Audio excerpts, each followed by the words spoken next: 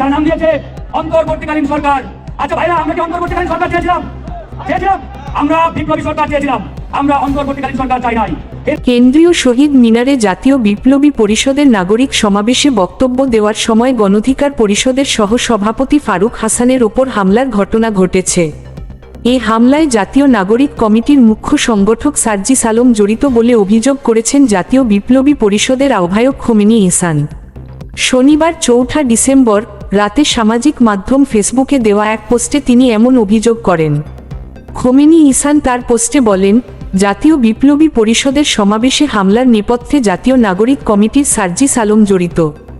হামলাকারীরা একসময় যুবদল করলেও বর্তমানে সার্জিসের সঙ্গে সম্পৃক্ত। সার্জিস আমাদের নাগরিক সমাবেশ বানচালে জড়িত থাকার অডিও ক্লিপস আমি এক ছাত্র উপদেষ্টার কাছে পাঠিয়েছি। তিনি বলেন, সার্জিস কোটা বিরোধী আন্দোলনের সময় গোয়েন্দা সংস্থার সঙ্গে জড়িত ছিল এবং আন্দোলনকে থামিয়ে দিতে বারবার ষড়যন্ত্র করেও আমাদের হস্তক্ষেপে ব্যর্থ হয়েছিল। সার্জিস ৫ আগস্টের পর বিপ্লবী সাজলেও আমরা তার বিরোধিতা অব্যাহত রাখি। সেই সচিবালয়সহ বহু জায়গায় নিয়োগ বাণিজ্যে জড়িত ছিল। এ নিয়ে আমরা সেপ্টেম্বর মাস পর্যন্ত সরকারের কাছে আপত্তি জানাই। পরবর্তীতে ছাত্রদের একজনের কারণে তার বিষয়ে ছাড় দেই। বিপ্লবী পরিষদের এই নেতা বলেন, সার্জিস হয়তো ভাবছে তার নর্মালাইজেশন হয়ে যাওয়ায় সে জবাবদিহিতার ঊর্ধ্বে উঠে গেছে। না ভাই, এমনটি মনে করো না। আমরা সমর্থন প্রত্যাহার করলে তোমরা কয়দিন টিকতে পারবে তা গুনে দেখ।